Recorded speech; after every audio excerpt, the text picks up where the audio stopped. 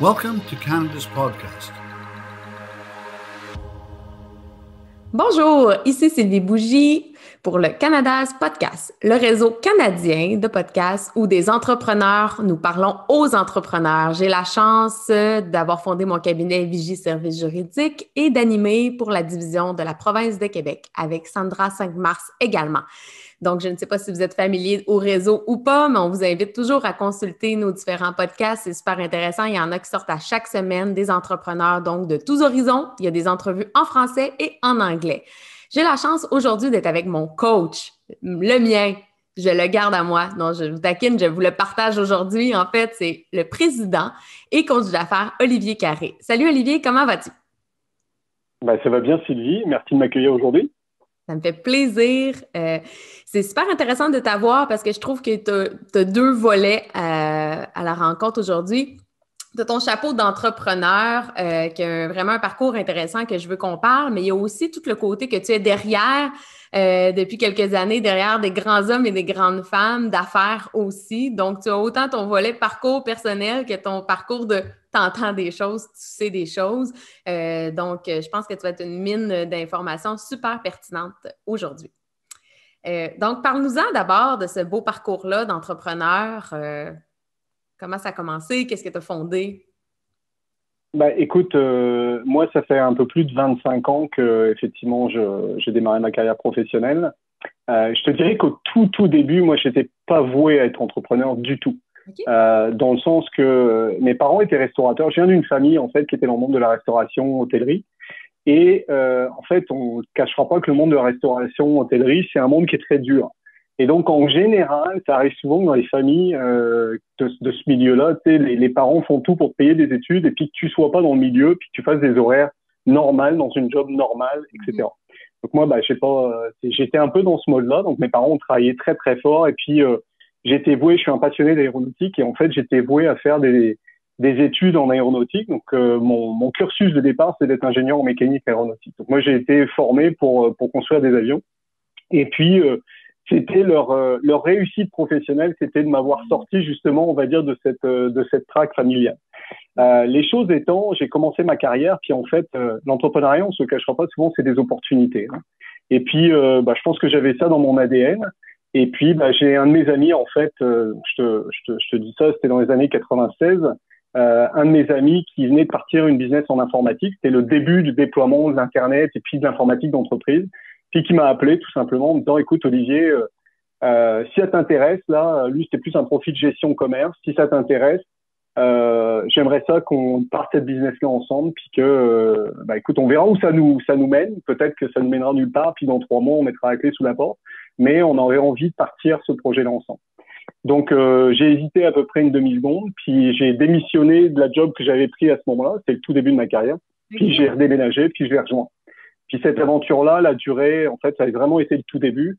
Ça a été, comme je te dis, une opportunité qui est passée. Puis on a fait ce premier projet-là, donc créer une entreprise qui était dans les services informatiques pour des entreprises, donc essentiellement du B2B. On l'a développé pendant 3 ans. Et puis on a revendu au bout de 3 ans. C'était la bulle Internet, en fait. Et on l'a revendu au bout de 3 ans à un de nos clients. Donc on a intégré le client à ce moment-là. Ça a été notre premier business ensemble.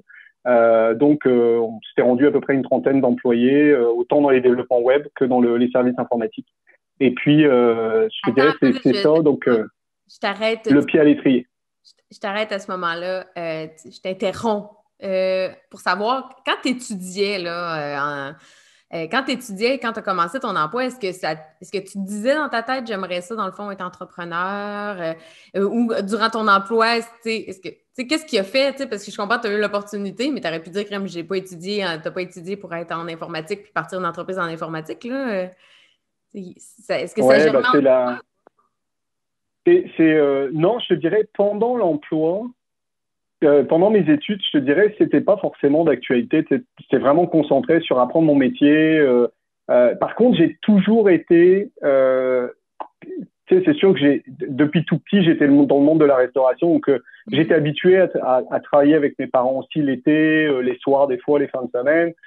Tous les étés, pendant mes études, j'ai travaillé dans plein de milieux différents. Donc, si tu veux, ça m'a développé le goût de on va dire, la curiosité de tous les secteurs d'affaires, rencontrer plein de monde, différents milieux sociaux aussi. Donc, c'est sûr que ça a développé chez moi une grosse curiosité. Donc, très tôt, je savais qu'à un moment donné, tu sais, je serais pas du style forcément à faire une carrière qui serait, je démarre dans une entreprise, je fais 40 ans à la même entreprise, puis ça va être ça ma carrière. Mais par contre, je suis vraiment parti, puis c'est ça qui est paradoxal, c'est je suis vraiment parti avec le bagage de je veux faire plaisir à mes parents et ils veulent pas que je sois entrepreneur. Tu vois, ils veulent la sécurité, ce qu'on appelle la sécurité de l'emploi. Ouais. Ils voulaient la sécurité de l'emploi pour moi, puis pas le stress financier, tout ce qui vient avec quel côté un petit peu plus dark là de l'entrepreneuriat. Là. Ils voulaient pas ça pour moi.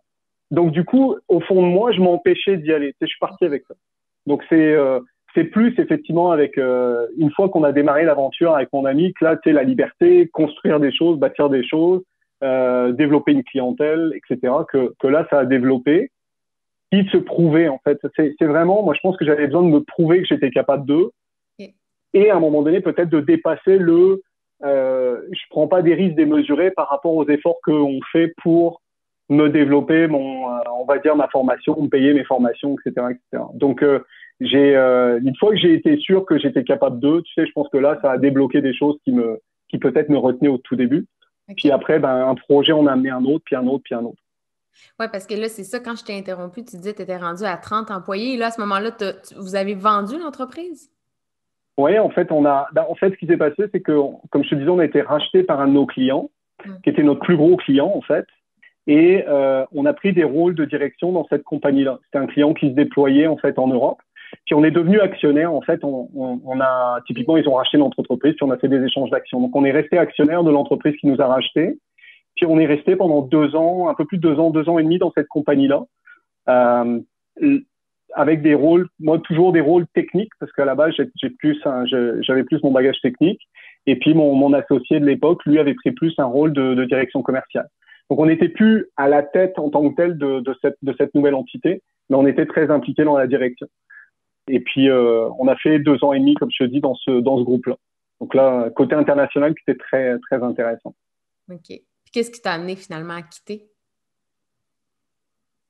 Alors, en fait, une chose essentiellement, c'est que veux pas, quand tu n'es plus à la tête de ton entreprise, tu n'as pas la même liberté. Il y a des choix qui sont faits qui sont plus forcément ceux qui te plaisent. Et puis, typiquement, on s'est dit, puis c'était une entreprise qui grossissait beaucoup par croissance externe.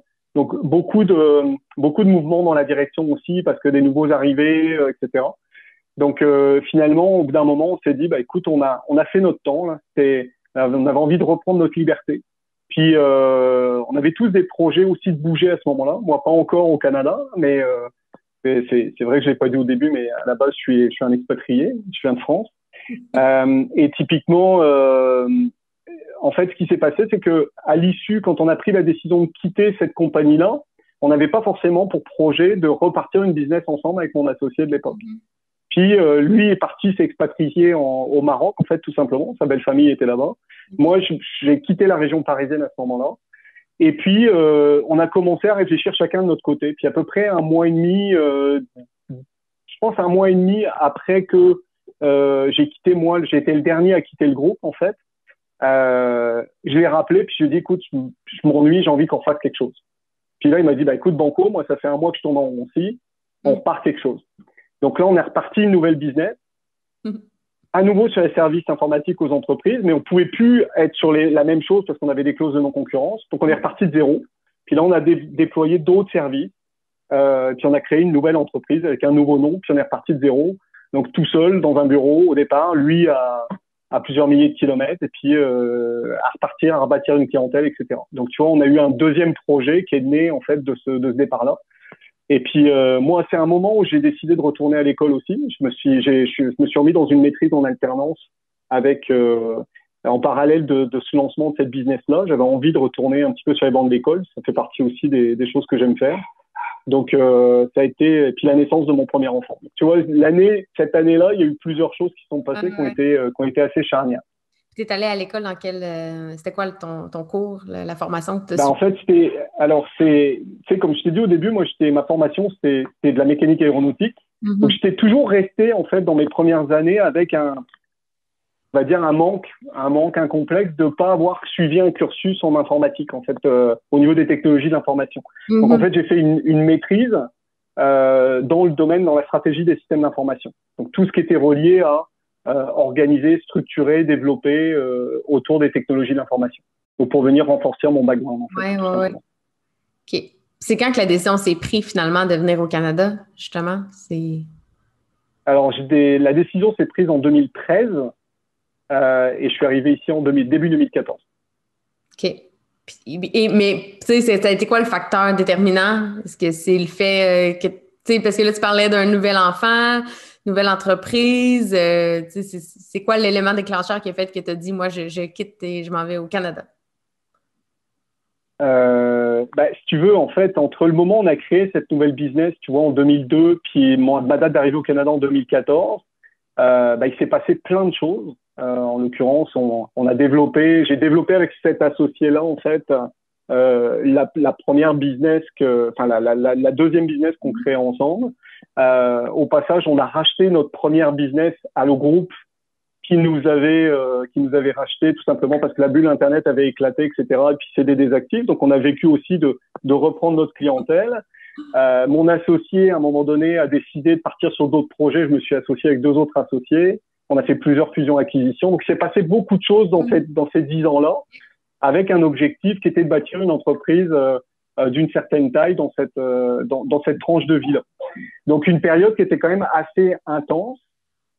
Et puis, tout simplement, rendu à un moment de ma vie où j'avais presque 20 ans de carrière dans le domaine de l'informatique, dans une entreprise, mine de rien, plusieurs entreprises qu'on avait bâties qui étaient un peu toujours dans le même mode. Et puis, tu vois,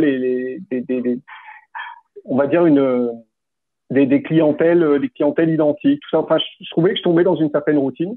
Puis, c'est arrivé à un âge aussi où mes enfants commençaient à grandir. Puis j'ai eu envie de leur ouvrir d'autres territoires, d'autres champs d'horizon, en fait, que ce qu'on avait en France, en fait, tout simplement. Donc, je dirais le vrai élément déclencheur, c'est surtout mes enfants. Moi, j'étais arrivé à une croisée des chemins, puis typiquement, mes enfants, ça me paraissait important de leur montrer, je dirais, d'autres horizons, comme je disais, d'un point de vue éducatif. Donc, c'est beaucoup ça qui m'a motivé à bouger. OK, quand même. Tu t'es rendu à combien d'employés avec tout ça, avec l'achat, racheter les actifs? Une centaine. Même. En 2010, on était une centaine. En fait, quand je me suis réassocié en 2006, quand mon premier associé est parti, je me suis associé avec 2 employés. On a repris ses participations, puis on a reparti un nouveau projet. Puis on s'était donné l'objectif en 2006 d'être on était à peu près une quarantaine à ce moment-là. On voulait être, c'est bête à dire, mais on voulait être 100 en 2010, puis faire au moins 10 millions d'euros de chiffre d'affaires. Donc, tu vois, c'était des 10. On avait trouvé ça sympa en termes de communication sur notre stratégie. C'était ça les objectifs. Puis on s'est rendu là, en fait. Donc, on s'est rendu à ce niveau-là. Sauf que dans tout ça, forcément, même si on avait une belle croissance, comme je l'ai dit, on a fait beaucoup de croissance externe. Puis on a fini, en fait, pour on va dire boucler la boucle avec notre objectif, notre ambition. On a fini par une fusion qui a duré 1 an et demi, puis on s'est planté, puis on a splitté après 1 an et demi de vie commune à 5 associés. On a effectivement pris la décision de se séparer. Donc on a vécu une fusion puis un divorce en dedans de, comme je te dis, de 18 mois qui a été assez intense. Donc tu vois, ça a été un des éléments aussi qui a fait que dans mon processus de décision, à un moment donné, de tout ça, je suis ressorti. La fusion et puis la séparation a tiré beaucoup de jus à ce moment-là. Donc, typiquement, à un moment donné, je me suis dit, je suis plus forcément la bonne personne aussi. J'étais fatigué, on avait redressé l'entreprise, tout était bien reparti. Et à un moment donné, je me suis dit, écoute, quand on a commencé à réfléchir de planification stratégique, où est-ce qu'on voulait se rendre?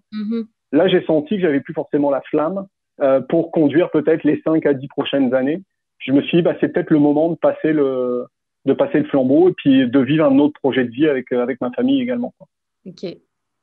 Quand même, c'est impressionnant. Fait que, on voit l'importance de fixer des objectifs. Ça, tu le dis beaucoup dans ton rôle de coach d'affaires. Je vois que quand tu te fixes des objectifs, tu les atteins. Puis la décision de fusionner, ça faisait partie, c'est ça, du plan de match pour atteindre des nouveaux sommets? C'était pour prendre de l'expansion que vous faisiez? Ouais. OK. Exactement, c'est-à-dire on avait identifié que on avait une très belle croissance, on faisait 20% de croissance à l'année dans le service, donc c'était quand même assez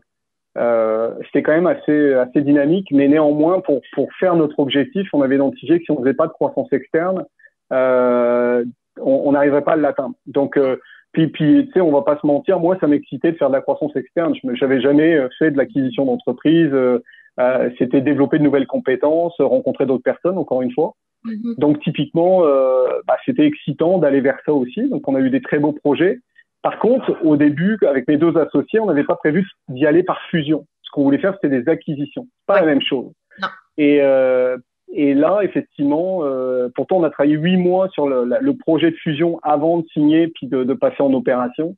Malgré toute la préparation, etc., tu vois, on a échappé des choses, on a été trop vite sur certaines choses, puis on se le cachera pas, les enjeux de culture d'entreprise sont pas les enjeux, mais l'importance de la culture d'entreprise. Puis quand tu fonctionnes par fusion-acquisition, t'es pas forcément parfaitement aligné entre les cultures d'entreprise. On sait qu'il peut y avoir du coup des départs, il y a des gens qui vont pas forcément s'y retrouver. Ouais. Mais quand les clashs de culture sont peut-être trop importants, ça peut engendrer justement des problématiques telles que nous on a vécu. Donc des problèmes de culture, des problèmes des fois aussi de vision d'associés dans les opérations, puis la manière de gérer, et puis au final, puis ça va vite. Rendu à 100 personnes, même si on avait beaucoup de cash flow et autres, quand les résultats sont pas là, ça fond très très vite. Donc faut réagir vite en termes de décision dans ces cas-là.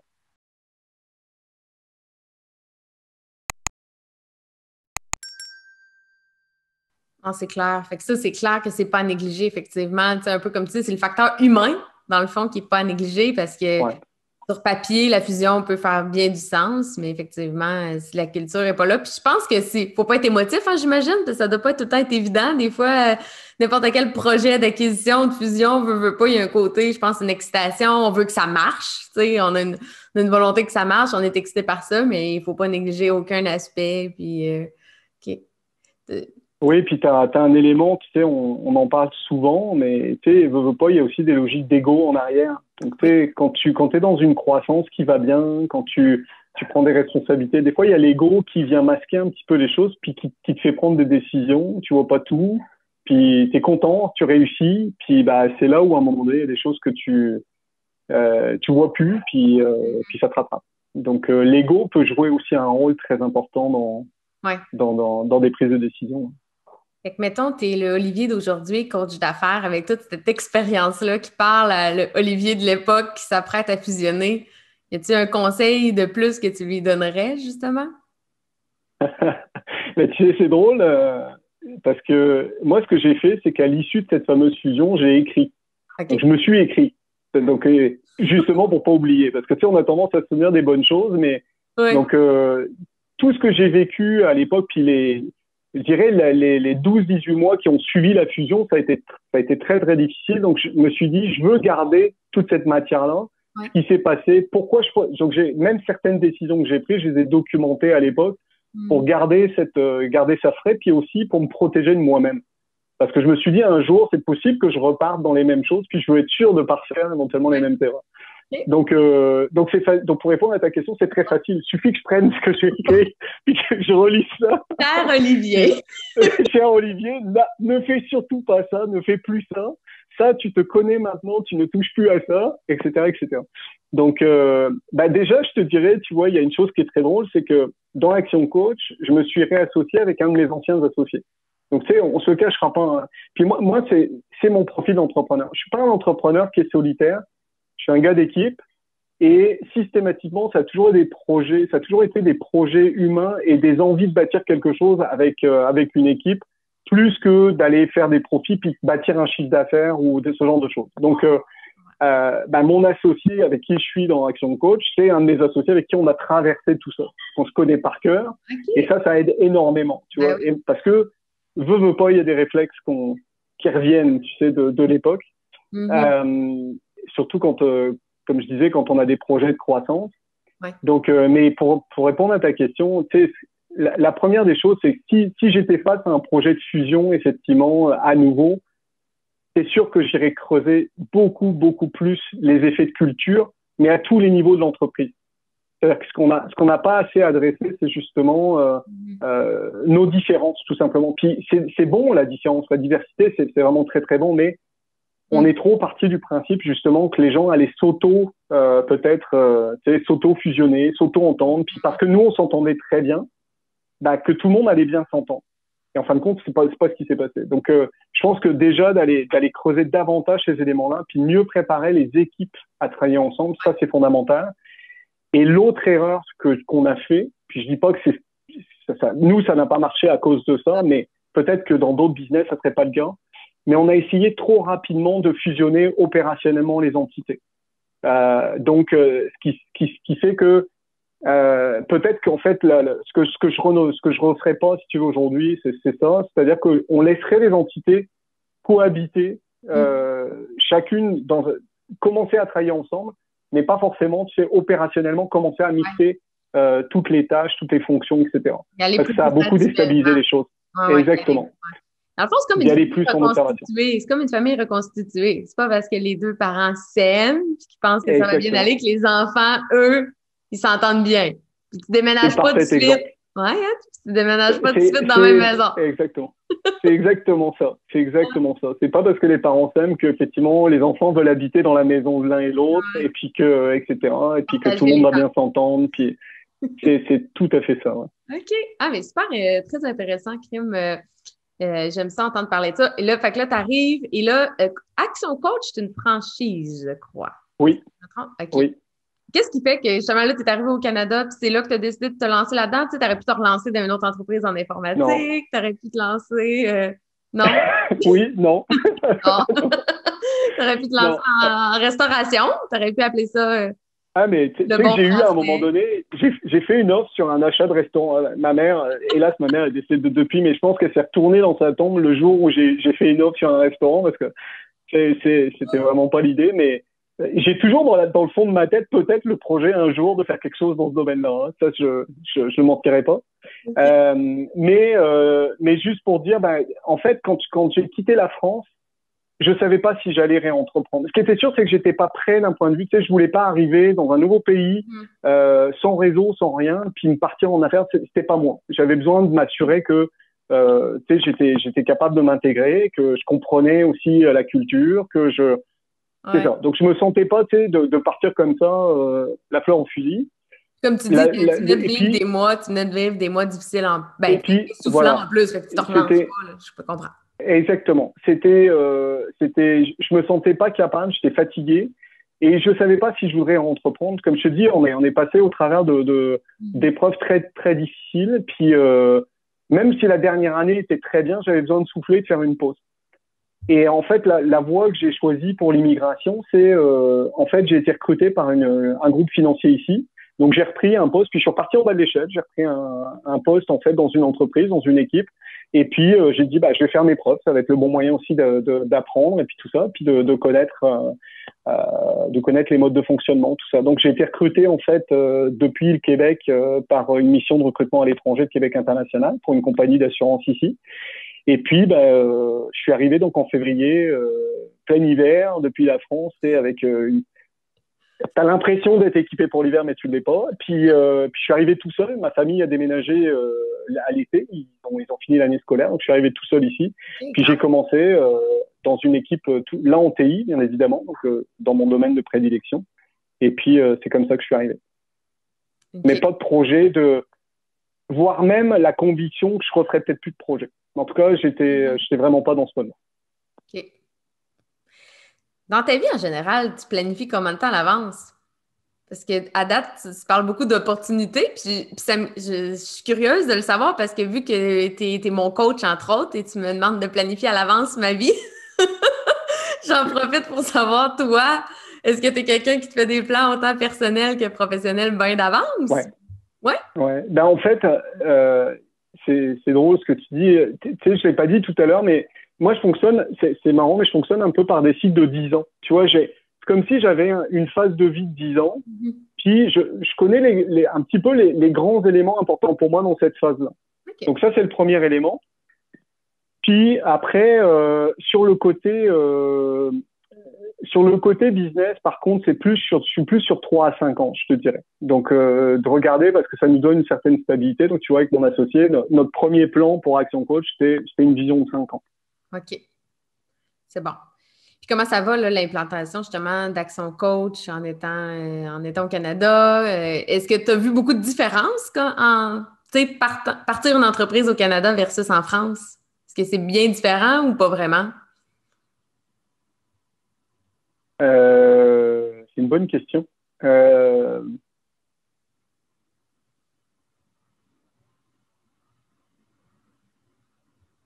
Bah, oui, sur les différences, je te dirais d'un point de vue, moi, un élément qui est extrêmement important déjà, c'est en France, quand tu pars une entreprise, t'es souvent, on va dire, t'es fou, on est beaucoup, il y a une expression que j'ai apprise ici, tu vois, puis qui pour moi met beaucoup de sens, c'est, puis on garde ça entre toi et moi, parce que après je vais pas me mettre tous les Français à dos, mais c'est un, tu sais, je suis français, je peux me le permettre, mais je trouve qu'en France, tu vois, puis l'expression c'est, les Français sont bons pour trouver des problèmes aux solutions, puis au Québec, on est bon pour trouver des solutions aux problèmes, d'accord?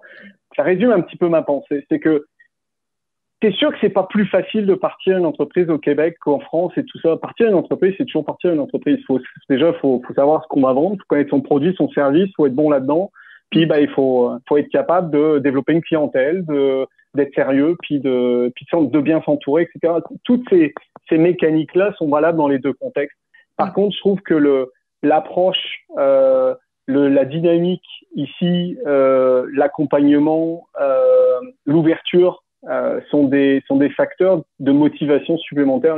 Le côté positif, si tu veux, en France, puis ça a été une des raisons aussi pour laquelle j'ai choisi de quitter, et puis pour mes enfants aussi, c'est que je trouve qu'on a une mauvaise habitude des fois de voir trop le côté négatif des choses. Tu sais, le verre à moitié vide versus le verre à moitié plein, et puis moi je préfère le verre à moitié plein. Donc je dirais que ça, du coup, ça amène une grosse différence de l'état d'esprit. Puis oui, partir une entreprise d'un point de vue administratif, tout ça, ça peut être beaucoup plus rapide éventuellement que des fois les mécanismes en France. Je comprends. Ah, c'est bon. De quoi tu es le plus fier à date dans ta carrière? Alors c'est semi-professionnel. Puis c'est ce que je dis depuis des années. Ce dont je suis plus fier, c'est que quand mes enfants ont eu 2 et 4 ans, j'ai été capable de prendre une journée par semaine avec eux, au moment où j'étais en train de reprendre les rênes de l'entreprise, et que effectivement on était déjà rendu 60-70 employés, et ce dont je suis plus fier, c'est d'avoir pris cette décision-là. Et aujourd'hui, c'est ce que je dis tout le temps, c'est la meilleure décision de ma vie, parce que j'ai eu l'opportunité, quand mes garçons avaient 2 et 4 ans, puis je les ai accompagnés comme ça sur plusieurs années, tous les mercredis, de passer mon mercredi avec eux, de faire les devoirs avec eux, de les conduire aux activités. Ce qui, quand tu parles à des entrepreneurs, en général, est inconcevable parce qu'on bosse comme des malades, puis on n'a pas de choix, etc. Et aujourd'hui, c'est ce qui fait que j'ai la relation que j'ai avec mes garçons, qui me connaissent, puis on a encore plein de souvenirs en commun, et c'est ça dont je suis le plus fier. C'est ça, et que tu n'auras pas de regrets, tu sais, aussi plus tard en disant j'ai manqué ces moments-là que tu peux pas revivre parce que, tu sais, quand sont enfants, puis ils vieillissent, là, on s'entend? Exactement. Wow! Exactement. J'aime beaucoup, je suis contente de t'avoir posé la question parce que je trouve ça très important, l'équilibre. Pour toi aussi, c'est important, mais tu sais, de voir une preuve vivante que, regarde, t'es un entrepreneur à succès, tu l'étais à l'époque que tu as pris cette décision-là et on est capable de s'organiser et le faire. Parce qu'effectivement, moi, je rencontre beaucoup de gens dans le podcast actuellement qu'on fait ensemble, mais tu sais, c'est tellement partagé. Ça, je pense que c'est comme la réponse qui est la plus partagée quand je demande aux gens croyez-vous à la conciliation travail-famille? Croyez-vous à l'équilibre? Puis la plupart des entrepreneurs plus jeunes disent est-ce que ça se peut? Est-ce que ça existe?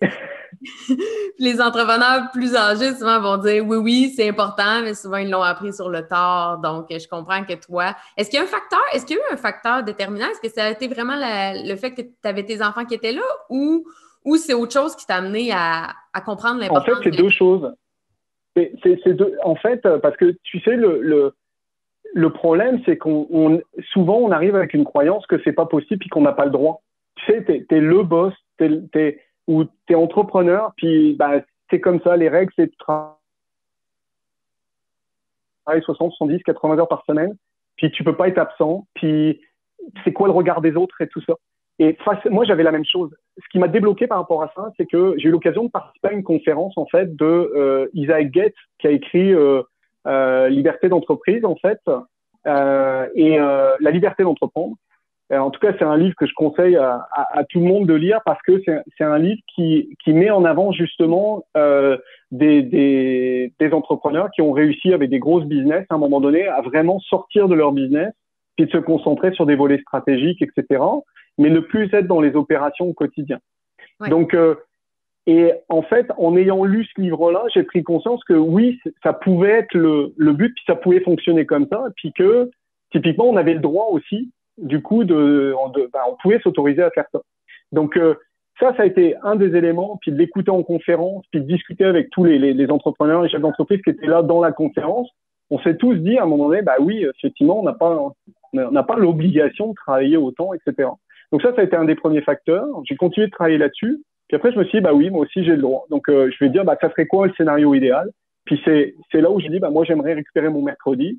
J'ai commencé à en parler à mes associés. Puis ils m'ont dit, bah oui, bien évidemment. Tu sais, on se dit toujours, les gens vont nous regarder comme ça en disant, c'est pas possible, puis nous juger. En fin de compte, mes associés l'ont super bien accueilli. Puis après, j'ai expliqué aux employés. Puis tout le monde savait que le mercredi, je travaillais pas.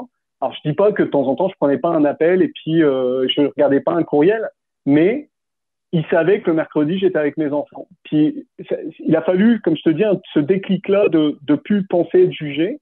Mm-hmm. Et puis, à la limite, ça a eu l'effet contraire que celui que je pensais parce que les personnes se sont dit, bah, effectivement, tu sais, il prend soin de lui, quoi, quelque part. Il prend soin de lui, sa famille est importante, puis c'est pas juste un bourreau de travail, et c'est ce qu'il attend de nous. Tu sais, des fois, on projette sur les gens des attentes, même si c'est pas ce qu'on veut, ne serait-ce que par notre comportement. Et ça, c'est extrêmement dangereux, parce que t'as des gens qui vont jusqu'à l'épuisement comme ça, en essayant de suivre leur gestionnaire ou leur boss, parce que ils ont confiance, ils sont inspirants, mais ils vivent un rythme qui est pas naturel, qui ne sont pas capables, qui ne peuvent pas suivre, qui est pas naturel, où ils sont déconnectés. Après, ils prennent distance par rapport à leur famille ou autre. Donc, je te dirais que ça a eu plein d'effets positifs par la bande que j'aurais pas imaginé. Puis, bien évidemment, ça a eu l'effet direct sur moi. Donc, après, depuis, ça a toujours été mon objectif. Donc, dès que je pars un nouveau projet aussi, puis ça, j'ai un pacte avec ma conjointe depuis plus de 20 ans maintenant, puis avec mes enfants, je fais ça parce que j'en ai un qui est pas loin, mais là, bah, quand j'ai reparti Action Coach il y a 2 ans et demi, la chance que j'ai eue pour la première fois, c'est que mes enfants étaient suffisamment grands aussi pour que je les fasse participer à la décision. Donc, je leur ai dit, bah, écoutez, c'est sûr que les 2 premières années, je vais être obligé d'investir plus de temps. Par contre, je m'engage à chaque année à réduire. Donc, tu vois, dans chaque année, je me donne des objectifs aussi de réduction du temps pour revenir à un mode de fonctionnement normal en termes d'horaire. Donc, tu parlais d'objectifs tout à l'heure. Pour moi, ça, c'est super important. Si j'avais pas ça, ça serait du free for all sur mon agenda. Ouais, donc, progressivement, bah, t'arrêtes de travailler le week-end, puis t'arrêtes de travailler une journée par semaine. Donc là, tu vois, je suis dans ma 3e année, puis dans ma 3e année, je suis rendu à mes vendredis, j'aimerais bien commencer à les alléger. Donc, j'ai commencé à organiser mon agenda en conséquence, etc. J'ai déjà été libéré une partie du week-end, puis là, maintenant, je suis rendu au vendredi. Puis, retrouver un équilibre. Ouais. Pas forcément pour bronzer sur la plage, mais pour pouvoir faire d'autres projets aussi, tout simplement, être capable de nourrir d'autres ambitions. Oui. Mais je trouve ça super intéressant parce que c'est ça, en tant que leader, je pense qu'il faut, oui, donner l'exemple, mais donner l'exemple de l'équilibre, c'est donner un exemple aussi. Tu sais, il y a moyen d'être, comme tu dis, performant, travaillant, tout en s'accordant du temps. Tu sais, de mettre ça en valeur, ça nous rend humains aussi. Tu sais, moi, j'ai un des membres de mon équipe qui m'a dit ça l'autre jour. Je me souviens pas, j'avais pris c'est quand j'ai pris une journée, j'ai pris une semaine de vacances, spontanée un peu quand j'étais à bout dernièrement, oui, au mois de mars. Et un de mes employés m'a dit, tu sais, ça nous a montré que tu étais humaine. Puis tu sais, le côté d'être humain, de s'écouter, ben la personne justement, les gens, ça dégage sans s'en rendre compte l'image aussi de dire et que soyez à votre écoute aussi de vos signaux de fatigue. Puis je veux pas que personne se rende en burn-out dans mon équipe, de toi aussi sûrement dans tes équipes, tu sais. Fait qu'on veut tout le bien, on veut le bien de notre équipe. Fait que des fois, en prenant soin de nous, mine de rien, on prend un peu indirectement soin d'eux, on leur donne l'image. Fait que très beau. Oui, je suis contente de t'avoir posé la question. Le temps file vraiment beaucoup. Il me resterait comme une question que je voudrais te poser parce que c'est ça, tu as la chance d'accompagner plusieurs entrepreneurs. As-tu comme un conseil général à donner que tu dis ça, là, c'est comme l'erreur que je vois la plus souvent auprès des entrepreneurs que j'ai ou le conseil que j'ai besoin, on dirait, de leur donner le plus fréquemment? Écoute, c'est facile. Puis tu vois, rien qu'aujourd'hui, dans 3 interventions, 3 rencontres que j'ai eues, ça a été une des parties de la discussion. L'erreur que je vois le plus souvent, c'est de pas communiquer ou mal communiquer, de pas se parler, notamment quand on a des associés ou quand on a des personnes dans ses équipes, c'est ne pas oser dire les choses. Donc, pour moi, un des éléments, puis je reprends l'analogie que tu as donnée tout à l'heure en faisant l'analogie avec la famille, puis des couples et les familles reconstituées, mais quand on est associé ou qu'on a une équipe, à un moment donné, il faut qu'il y ait de la communication. S'il n'y a pas de communication, si on n'est pas capable de se dire les vraies affaires, si on le dit pas suffisamment tôt, on ne fait que laisser des problèmes s'entasser, se dégrader, puis après ça génère des clashs, puis éventuellement des problématiques dans les entreprises.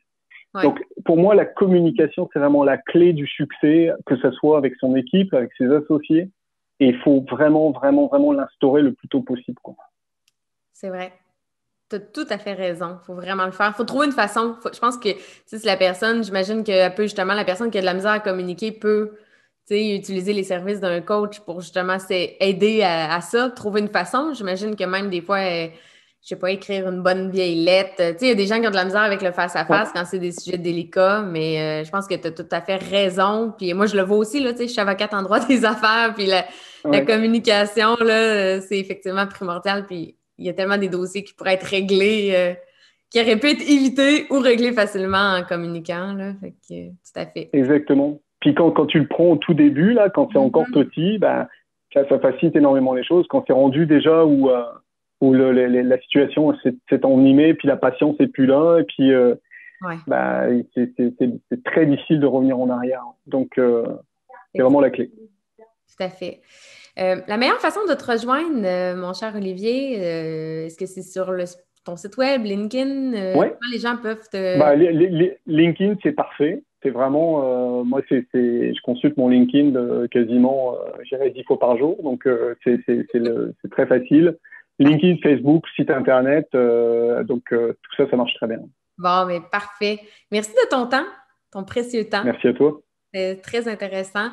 Donc, les auditeurs qui nous ont écoutés, merci d'avoir été à l'écoute aujourd'hui. Vous pouvez vous inscrire à notre infolette. N'hésitez pas pour recevoir toutes les nouveautés. Comme je le disais au début, c'est un réseau très dynamique, mais beaucoup d'efforts à créer du contenu pour vous. Donc, n'hésitez pas à vous inscrire. Sinon, vous pouvez vous abonner aussi à la chaîne YouTube.